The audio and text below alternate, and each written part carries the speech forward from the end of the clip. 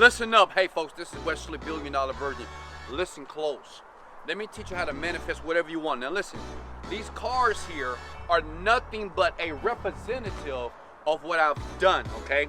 And listen close. Everything I've created is with my mind, okay? You see that yellow here? The euros?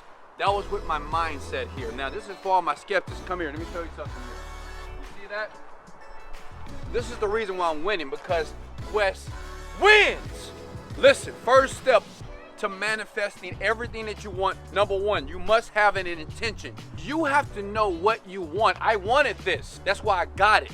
Number two, you must meditate. What does it mean? I don't mean just sitting down and doing this. Meditation means get familiar with you, your mindset here.